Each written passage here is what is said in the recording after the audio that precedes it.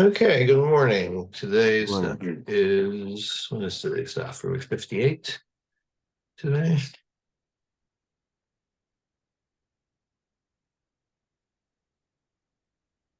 Yes, 58, 58A. We're in the middle of some anecdotes of Rabbanah, fourth line from the top of the two dots. Rabbanah Havakam Etzayin Marasa. Rabbanah had a practice. He would go around marking not graves, but like crypts, right? They're like underground caves where people are buried. And of course, the reason for marking them is because then you would know which areas are Tame. Um, so Kimatul Marta Avram, he came to the crypt of Avram Avinu, which is of course the Maras Machpelah in Chavra. Sorry? Right, yeah, Maraka Makpela, that's right. Right. So when he came there, Ashkechel Eliezer Eved Avram, he found Eliezer, Avram's servant, standing there. The Kami Bava, he was standing by the gate, by the entrance. Amarle, he said to Eliezer, my Kavod Avram, what's Avram doing now? Amarle, he answers him, Gane Bichnafa de Sarah, V'kamayna le Bereshe. He's like in Sarah, he's embracing Sarah, and he's looking at her head.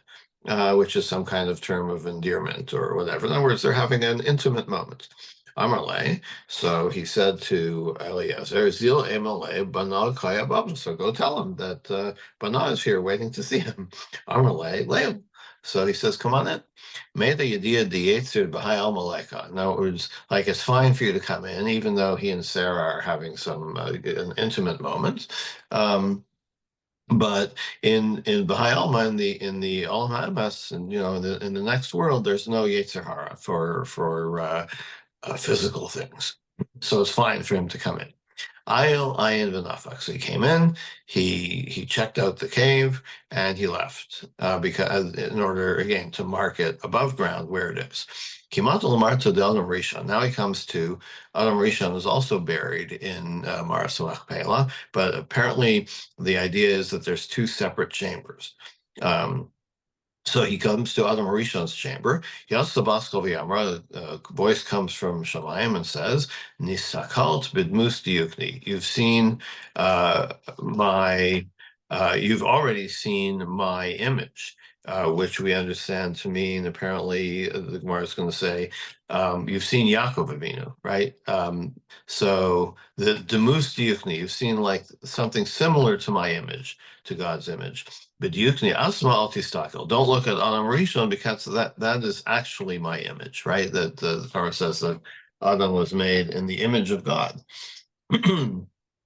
So, and then I guess the idea is that, of course, one person looks somewhat like another. So Yaakov Avinu was, according to the way I understand this, Yaakov Avinu was very similar to Adam Harishon, not quite like Adam Harishon. So, like God says, you've seen Adam Harishon, you've seen Yaakov Avinu, you've seen a reproduction of my image. Don't look at my actual image. But Habeinu L'Tune But where do you Marta. get Yaakov in here? He saw Avram, and Yeah, then interesting. Why Yaakov? well, where do we even have wait a second. The Rashbam says Yaakov. The Yeah. Yukni Why is Yaakov. I it mean, right? Well, how does that get in there? We talked about Avram, and now we talk about the image of a Kodesh Baruch Hu Atzma. right. So where's So Yaakov we fit in here? Well, the implication is, and it doesn't explain this or say why or quote any source for it, but the implication is that of the Avos, Yaakov was the one that most looked like Adam Rishon. I don't know, that's the implication here, but again, it's very unclear, as you say. Like we weren't even talking about Yaakov, but of course, Yaakov and Yitzchak are buried in the same place as Abraham. So if he went to see Abraham, presumably he saw Yaakov. Yeah, the story doesn't quite hang together. It almost feels like there are pieces missing of this story, right? Yeah, Like Maxar like maybe. we skipped the part where he saw Yaakov, right? Maxuri Maxa maybe. Yeah. But it's the Rashbam the Bidmut Yokni Yaakov the Amrinin the smoke Shufrei I don't know what that is. The smoke shufra, the Yaakov, man shufra, the Adam Rishon. The shufra is what? The image? Yeah, I Or think so. Yeah. Um, So anyway, so the voice tells him, "Don't go into Adam Harishon's chamber," but he says, "Habino Lucine Marta." Like, how am I supposed to measure it? Right? I'm here to measure the graves and to mark them. So how can I do it without going in? So the voice answers, "Kamidas achiton akachmidas apnimis." You've already measured the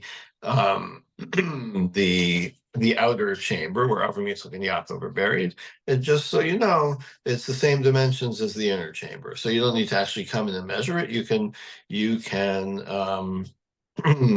mark the grave based on based on those dimensions. Um, so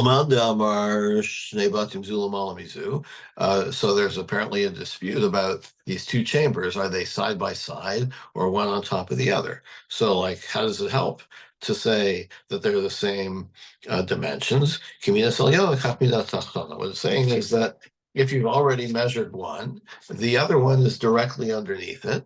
So when you mark above ground, you mark where the grave is, where the graves are, you should know that if you mark out the upper one, you've already included the airspace above the lower one.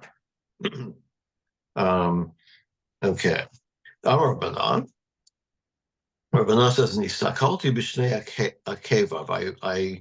I saw Adam's two heels, v'domi Moshe galgali chama, and they're bright as the sun. I'm not sure what that's supposed to mean. um, they're like uh, two sons. The snake. Yeah, yeah, like two. They're like two sons exactly. Which, yeah, I have no idea what that's supposed to mean.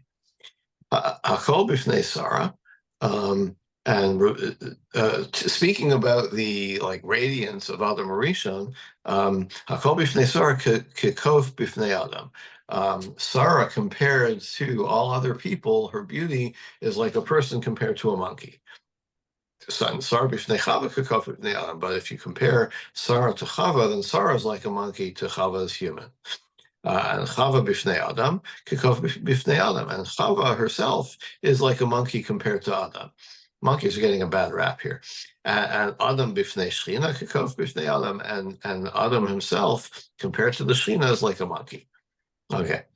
Shufred Rav Kahana, on this, kind of tangentially or eliding to But it similar. seems like there's in these comparisons that if you're comparing one of these people in whatever who it is to a monkey, isn't that degrading to the person? Yeah, you would think, right? Although there's something in the back of my head about another place where the Gemara um, uses a monkey as a comparison. So is it derogatory? I don't know. I mean, to us it sounds derogatory, but it may not have been so for the Amoraim in a different time and place. I mean, were there monkeys in Babylonia? Maybe a monkey was like an exotic animal that was considered. Well, the implication here is that, yeah, to be a monkey is definitely worse than being a person.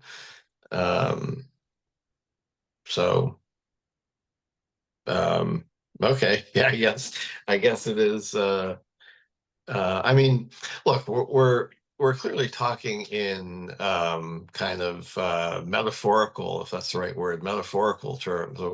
Like, I don't know if the Gemara really thinks that the physical appearance of these people was like the sun, right? Like Adam's heels were like the sun. What does that mean? Go look in the Marsha or somebody to try and explain these Godic comments. Um, so, yeah, is it derogatory? I don't know. There may be some point behind it which eludes me. Shufrei Dov Kahana, uh, Mein Shufrei Derabi Avo. Mein Shufrei Derav. Shufrei Derav, Mein Shufrei Derabi Avo. This is the same idea. It's like Rav Kahana. He was good looking, but he was only, he was only uh, uh, he wasn't as beautiful as Rav, and Rav wasn't as handsome as Rabbi Avo. Shufrei de Ravo mean Shufrei de Yaakov Avinu. Shufrei Rav Avo was like he was only like Yaakov Avinu. Shufrei de Yaakov Avinu mean Shufrei de Adam Rishon. Yaakov was only somewhat like Adam Rishon. So again, another one of these kind of chains. Poem Gosha, there was Gosha translated here as a magician. Um, and it could be related to the word the magi, right? The wise men that, according to the Christian scripture, came to announce the birth of Jesus. So you can see the same word, Amgosha. Anyway, the Havachati Shachve, they would dig up.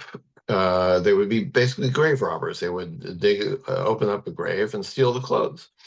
Kimata Amarta de Rav Tuvi Barmat. Now, when they came to the crypt of Rav Tuvi, Tafshe B'dikne, the corpse grabbed them by the beard. Also, Abaye comes by Amarle, and he said to Rav Tuvi's corpse, "B'matu samina shavke, please let him go." Lashon Achrise, next year, Hadar, so the same guy came. Tafsi B'dikne, and he got grabbed by the beard again. Also, Abaye came by. Lo Shavke, and this time he didn't let him go. Ada Aise Maspara Vagazil Adikne, until Abaye had to cut off the beard, take scissors and cut off the beard to release this guy. Again, what is the point of this story? I have no clue. Al Yomerlu, there was a man who said on his deathbed. Right, the Rashbam says that this was that he was an Ovid Kachavim. The Ovid Kachavim loved him. That's something. Yeah. I don't quite know what that means either. He says that he was. Asa, he says Ata Abai b'shvil shaya Ovid Kachavim oavo. So He was a friend. He was friendly with this guy. but who's the Ovid Kachavim? How does that get it? The Magi, the Amgusha. So he was either the Ovid Kachavim loved him, or he was friendly with Ovid. Okay. Mhm. So So he tried to help him out, get the corpse to release him. The first time it worked, the second time it didn't work, and he had to take scissors and cut his beard off to release him. but this is a buy. Yeah. So what does that have to do with Ovid Kachavim? Who is the? No. Hahu Amgusha, there was another guy, this magician. He got caught by the beard, and Abaye came along and released him. No, I understand the Gemara there, but what does the Rashbam mean here? Oh, That when he brings in the Shaya Ovid Kachavim Ohavo. this was a friendly this Ovid Kochavim, this Amgusha who was an Ovid Kochavim, he was friendly with Abaye. Oh, That's so why Abaye tried to intervene. oh, okay, all right, it's all right, okay. Okay, Hawdamar Lahu, there was a man who said to on his deathbed, Chavisa de Afra Lachad Barai. There's a separate Rav Banai story coming up. I'm going to give a jug of dirt to one of my sons, Chavisa de Garme Lachad Barai, and a jug of bones to one of my sons, and Chavisa de Udra Lachad Barai, and a jug of cotton to one of my sons. Well, they had no idea what he was talking about, right? So they didn't know how to interpret this deathbed bequest. Also, Kami to Rabbi Bana. So they came to Rabbi Bana. Amar he said to them, Isluchu Ara, do you have any property, real property, left in the estate? Amar in, yes. Islu Chayvasa, do you have any animals that he left you? In, they said yes. Islu Bastarke, do you have any blankets that he left you? In, they said yes. He said, if that's Rav So, this is what he's telling you. Like the jug of earth means the land. The jug of bones means the animals, and the jug of cotton means the blankets. Okay, well, good for you, Rabbanah. However, there was a guy, the Shama Ludvesu de Karma Labarta, Amai Lutznias Bisura. He heard his wife saying to her daughter, "Why aren't you more tsanua? Why aren't you more discreet when you sleep around? Like, well, you have a reputation." Hakisa Sar B'nai Yisla. This woman, meaning myself, I, the mother, or maybe it's the stepmother, I have 10 sons. V'leisli ma'avuch elachad, and only one of them is by your father. In other words, the others are from affairs. Uh, um, so, but she's saying like, I also sleep around, but like I don't go around bragging about it, or I'm not so open about it. Kishachiv. So when the father was dying, Amar Lahu, he said, Kol nichse lechadbra. I'm giving all my possessions to the one son. The other hand, we know we didn't say which son. Also coming to Rabbi Bala. So they come to Rabbi Bala. Amar Lahu, he said to them, Zilu chavotu kivra dabuchan. Go and like start and hit the grave of your father, until he appears and reveals to you which son he wanted to leave the inheritance to. So all of them went, but to beat the grave. And the one who is actually his son and not a product of illicit union of the wife didn't go. So Amar Lahus Rabbana said, Kulu Nirse This is the guy, the brother who wouldn't go hit the father's grave. This is really his father. That's why he didn't go. That indicates that he's really the father. He didn't want to hit the grave. It would be disrespectful. Azlu Achlu Kurza Malka. So the other 9 are upset, right? So they go and they this is apparently an idiom for they denounced him to the authorities. Amri, they said, Ika Gavra Had Biudai, there's this one guy, our purported father, Deka Mapik Mamona Meinshe, he takes money from people below Sadi Lamide. In other words, he's acting as maybe he was a judge or something, or some kind of authority, but he's confiscating property without proper procedure, no witnesses and no any other kind of proof. So they arrested him. Azul This Devesus, fellow had supposedly had 10 sons, but really only had one, and the woman had the 10 sons, and right? The and others she were was illegitimate. raising him with this man, but only one of those sons was really his, and the others were hers from somebody else. Is that the Exactly. story? That's the story. Okay. So he's in jail. Asla Devesu, so the wife comes along. Amalu, he said to them, Avda Chad Havali. I had one slave, Pascal Reshe, and someone came along and cut off his head, Pashtul Mashke, and skinned him, V'achlu Bisre, and ate his flesh, V'kal Malu Maya, and they would use the skin as a canteen or as a flask to draw water, and they gave the students to drink from it, and they never paid me for it, right? This is a crazy, like, well, the meaning of the story is unclear, right? So Leila Mai Kamerlu. So the authorities didn't understand what she's talking about. Amri, so they said, Naisul Hakima Yudai Velema. Let's find the wisest Jew and let him explain to us what this crazy woman is talking about. Karyul or Rabbi Bada. So who's the wisest man? Rabbi Bada, who they had in jail. How convenient. So they took him out of jail. Amalahum, he said to them, Zarnuka Amralach. She was talking to you about a not a like human skin, but a goat skin. So she was complaining about someone who stole her goat and used the skin for a canteen and never paid her for the goat. So Amre, so they accepted this explanation. Amre, they said, "Ho v'chakim kulei, since you're so smart, leisef above of the dina. He should be, let's appoint him as a judge." Uh, so, um, so this is how she got him out of jail. I mean, again, like I have no idea what's going on here. Um, so Amre, anyway, so now he's a judge and he's sitting at the gate. He saw an inscription on the gates. Called down the Miskre Ladin. Any judge that has been basically served with a subpoena for or has been charged with financial crimes, lo shmei dayan, he can't be called a judge. Amar lahu, but so Rabbanah said this inscription makes no sense. Elam eata asa inish me'alma. So somebody basically comes off the street, umazmin lahudina.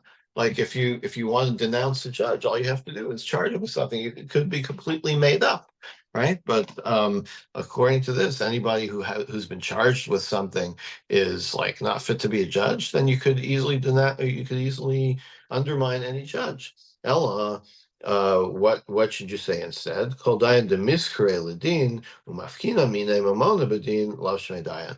Someone who's charged and is found guilty of financial crimes, then that person can't be a judge. Well, that makes sense.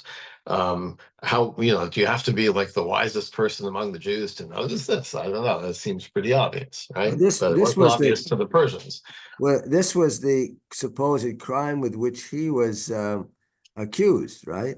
Because the other people didn't like him, what he said about the Oh, that's sun, true. and he That's was true. accused of taking No, money that's from a good people. point. That's a good point. Yeah. So he's like, he's correcting that's great. He's correcting their, um, overly Accusation, zealous. Yeah. accusation. Yeah, exactly. Right. I didn't notice that. Good point. Kosuhache. So they accepted his correction. Baram Savid Yudayam, right? This is how they corrected it. They kept the original thing.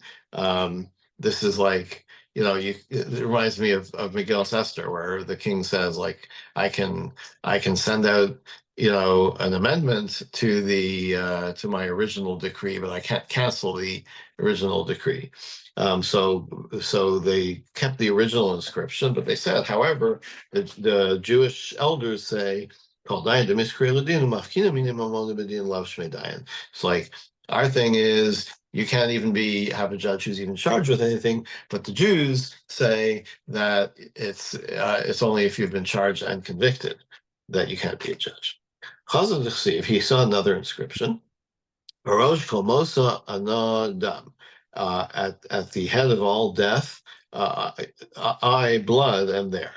At Barosh Kolchain Anachamar, and the head of all life, I, wine, am there. Now, what does this mean? El Miata, the Nafil Me'id. So in other words, it's implying that all death is caused by a blood, some kind of blood imbalance, and all sickness. Um, or sorry, all healing is accomplished with wine. So Ravana says al me'igru. Well, what about somebody who fell from the roof and died? Is that because he had a blood disorder? No, it's because he fell off the roof. With nafimidiklomis, or if you fell off of a palm tree and died, you didn't die because of a blood disorder. You died because of trauma of the fall.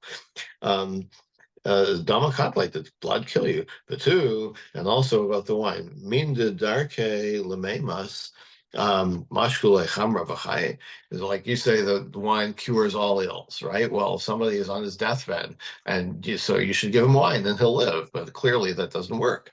He says this is how you should modify the inscription. Barosh kol marin anadam.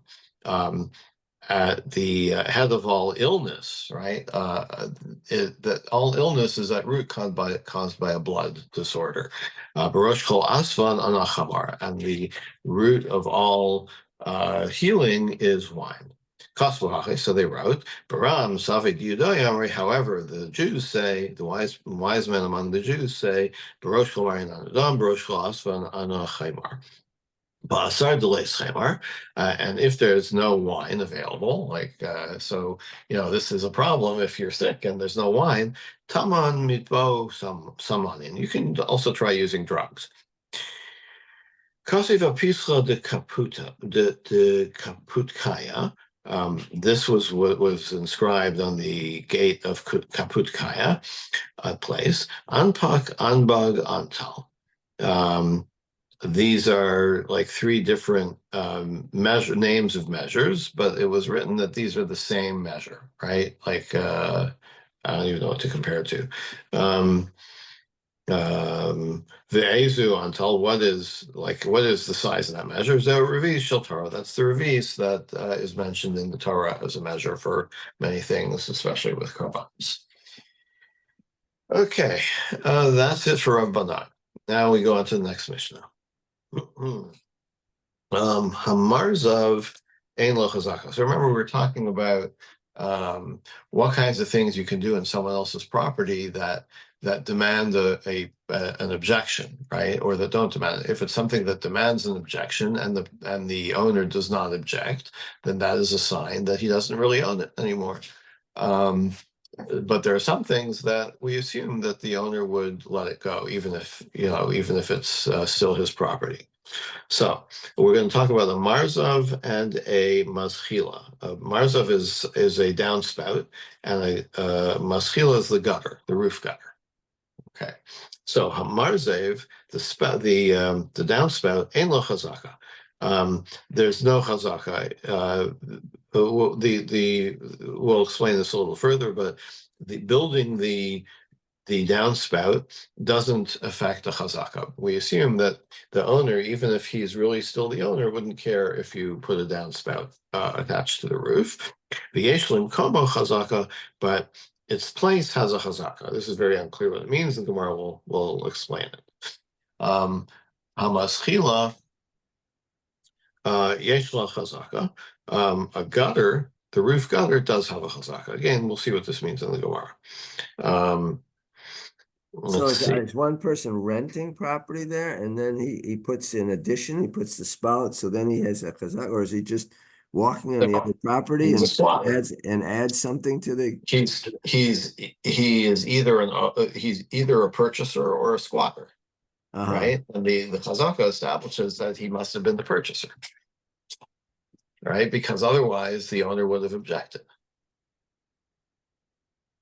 Mm-hmm. Okay. But it wouldn't apply to a squat. Well, a squatter, no, I guess not then, if he's a squatter.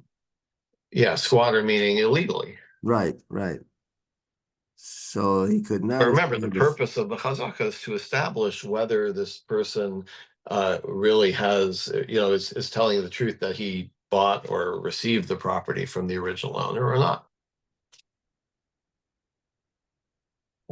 And the idea is, just to remind you, the idea is that if you do this significant act and the owner would, if the owner were really still the owner, he would object. But he doesn't object. That's a concession that he's no longer the owner, effectively. Mm-hmm. Right. In other words, there has to be a claim that the person who's occupying the land is saying, I bought the land from you. I just don't have the receipt anymore. Right. So that's why you need some kind of, so the chazaka serves as proof of ownership. I'm just, and we've talked about different types of chazaka, right? So, but if this person was a squatter and he was there for 3 years, then it wouldn't matter what he did to the land. He could say, Yeah, but we don't know. See, that's the thing. We don't know if he's a squatter or a purchaser, right? We're trying to find some proof. So obviously, a receipt would be proof, and we would know that he was a purchaser. But if he doesn't have that, then he can say, well, I've been using this the land for 3 years, and the original owner never protested. That in itself is a proof that I am actually the purchaser, not a squatter. Right? Right. That's I know it can you can lose the thread here sometimes, but that's the whole anything we're talking about chazaka, that's the essential uncertainty, is like this guy has to have a claim, but is his claim correct? He doesn't have proof. So if the owner hasn't protested for 3 years, that in itself is proof that the owner concedes that he had sold it.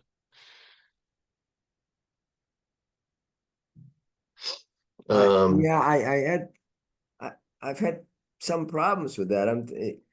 Does it concede that he sold it, or does it concede that he didn't really care about it anymore? That there's no proof there may be no proof of the sale, but this person squats on the land for 3 years, the owner says nothing, then what I understand, the din is that it's not his anymore. He didn't protest. So that doesn't necessarily prove that there was a bill of sale. The original owner didn't care anymore. So, but he No, can't claim it that's anymore. He can't claim it anymore because he didn't say anything for 3 years, right? That's well, actually I proof that. believe that is incorrect in the sense that uh, just squatting, if you don't have a claim that you purchased it, okay, that doesn't give you any rights. It's only together with the claim that you purchased it and you're using the chazaka as evidence that Uh-huh. the owner must be conceding that yes, indeed you purchased it. It's not that the owner is just abandoning it, right, and giving up his rights. No, that's not a chazaka. That's the chazaka is where you're claiming that he actually sold it to you, and this is your proof. The proof is that he never protested. Okay, so it has to be that claim. Okay, I remember. Yeah. Yeah, that was right Okay, way back at the beginning of the right, Masechta. I think we dealt with that there has to be a claim. right, right. Otherwise, without a claim that there was a purchase, just squatting doesn't give you any rights. Okay. Okay, all right. Sulam ha-mitzvah l'chazaka. If you build an Egyptian ladder, um, we'll see in the Gemara is like a small ladder, then that doesn't affect the chazaka because that's a very minor thing. It's like even if the original owner were the real owner, he still wouldn't mind if you put an Egyptian ladder there. But Lutsuri, a Tyrian ladder, yeshon raka, a larger ladder. If he doesn't protest about that, that does affect the chazaka. Chalon ha-mitzvah chazaka, an Egyptian window, which apparently is a very small window. Um, that there's putting a window in the house is not a chazaka, but tzuris yesh chazaka, but a larger window like the kind they use in Tyre, that does affect the chazaka. So what does it mean? Egyptian window. It's too small for you to even put your head in. Rabbi Yehuda Omer, and Rabbi Yehuda says, if the window has a frame, even though it's too small to put your head through, that does affect a chazaka. Okay. My hamarzev ein la chazaka v'yesh l'kom chazaka. What does this statement mean? That the marzev, the downspout, it does not affect the chazaka, but its place has a chazaka. What does that mean? This is what it means. Hamarzev ein la chazaka. The spout itself does not affect the chazaka. Meruach achas. That means that. One second. Um, uh, it's a if it's a if the one second.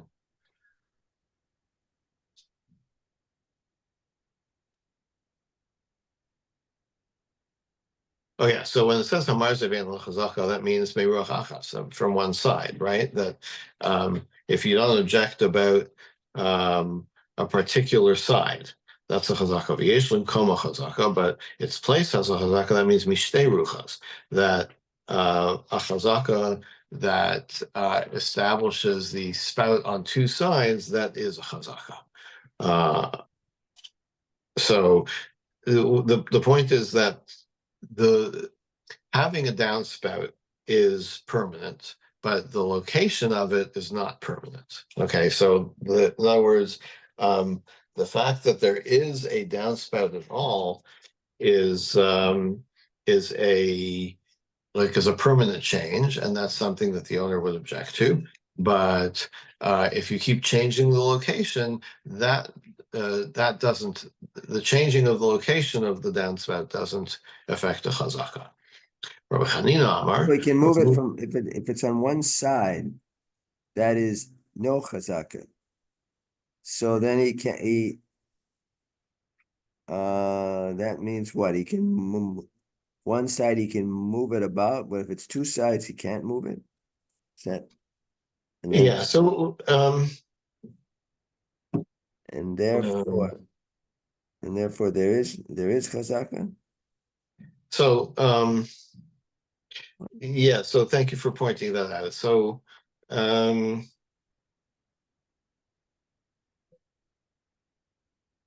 so uh, we seem to be discussing a different kind of chazaka. I'm glad you pointed that out. We're no longer talking about the kind of chazaka that we just discussed at length, which is substitute, which is acts as proof of whether there was a purchase or not. We're now talking about if more like a right of way thing, like if I you know how in Fieldston they close off the roads twice a year for a day? That's just to establish their domain. But because if you don't do that, then you are implicitly providing a permanent right to to other people to use your property, right? So if we're neighbors, and you know I install a gutter or a downspout across the property line, like at the edge of my roof, but it's already in your property. So if you don't protest for 3 years, then that establishes my permanent right to keep doing that. In that case, you have, this is what you're saying before, and I kind of brushed you off, but I was incorrect in the context of this Mishnah. What we're talking about here is concession of a right. So I, as the owner of my side of the property, have exclusive rights to keep you from doing anything in there. But if I don't protest something for 3 years, if it's a temporary thing, then I'm conceding that you can continue to do that. If it was a permanent change, then I don't concede it. I'm thinking back to the Gemara we learned a day or two ago, maybe, Mhm. where the the animals were grazing in the field. So if they were just grazing there, the owner didn't mind. But if a person put up a shed or he put up something to it, then the owner would mind. It depends on how much permanence the other party does to this land that's not his. That's the good. They don't mind if the animals graze there, Right. but don't put up a barrier or shed or something to hold your Right. animals there. So that was a case of Schutzfin, but it's very similar. That was specifically a case of partners, but here it's neighbors, but it's the same idea. You're correct.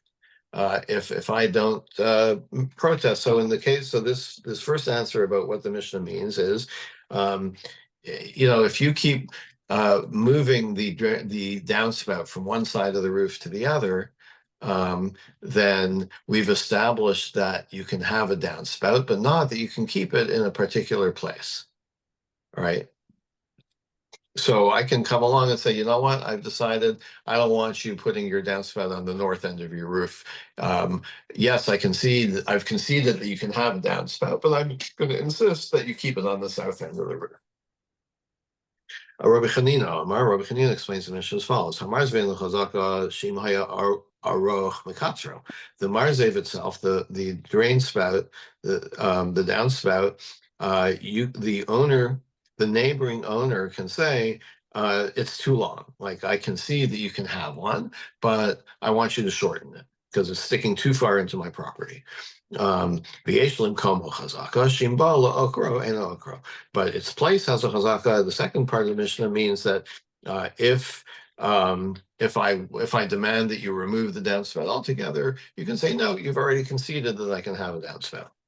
Rabbi Yirmiyah Rabba Amar, third interpretation of the Mishnah, Hamar Zevein Chazaka, the downspout has no chazaka. That means Shim Rotza Livnos Tachtav Bon. If you want to build something underneath it, you can build there. Yeshlim Koma Chazaka, and the second clause of the Mishnah means Shim Bola Okra and Okra, right? That you've placed the downspout. I can now come on my property and build something underneath it, like maybe I can catch the water, right? I build a little cistern there to catch the water. I can do that, right? But I can't demand that you remove it once 3 years have gone by. It's not, but we have a question on the third thing. We learned in the Mishnah, Maschila Yeshcha Chazaka, Bishlama Lamandi Amar Hanach. Sorry, we have another Mishnah. Maschila has the gutter has a Chazaka. Bishlama Lamandi Amar Hanach Tarte Shapir. So The first two explanations, this works. Alamandi Amar Shimrotza Livnos Tachtaba. Now, the third interpretation that says that the neighbor can build a cistern underneath it.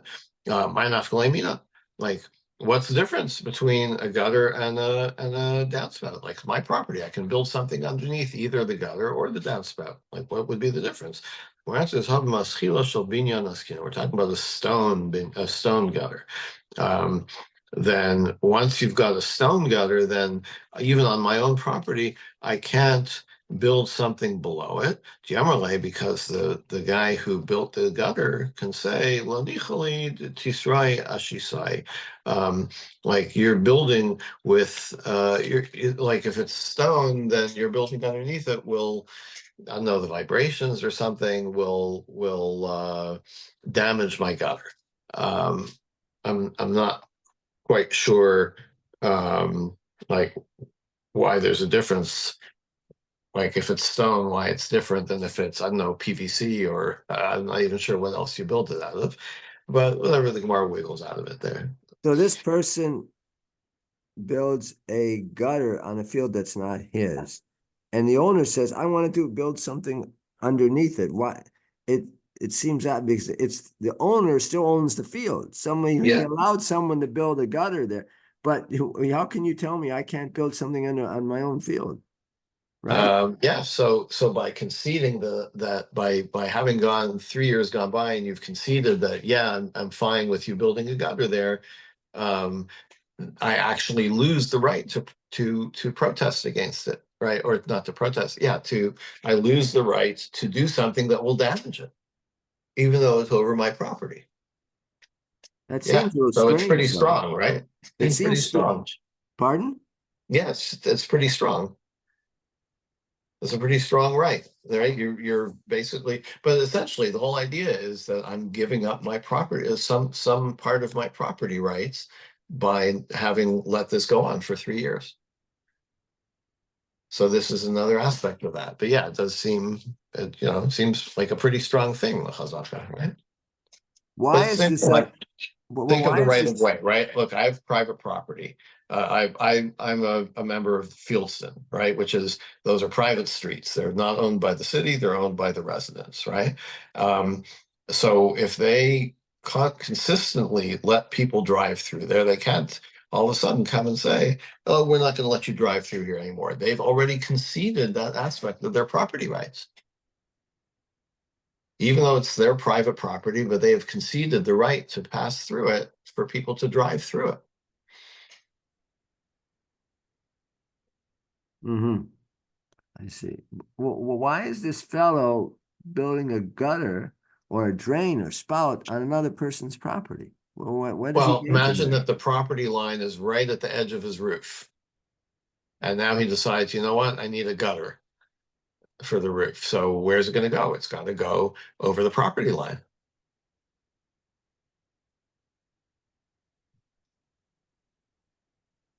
I mean, he could, demolish the edge of the roof to put a gutter there, but he didn't want to do that. So where does the water go? Then the water that collects in the gutter flows onto the field of this owner. Well, it goes to the downspout, right? I mean, think of any roof gutter, it's got Right. downspouts. Yeah. But that water may then go onto the owner's property, and this person is maybe causing damage. This outside person may be causing damage to the owner of the property by putting the spout that allows the water to drain into Okay. the So owner's if property. that's the case, he probably would have protested over the 3 years.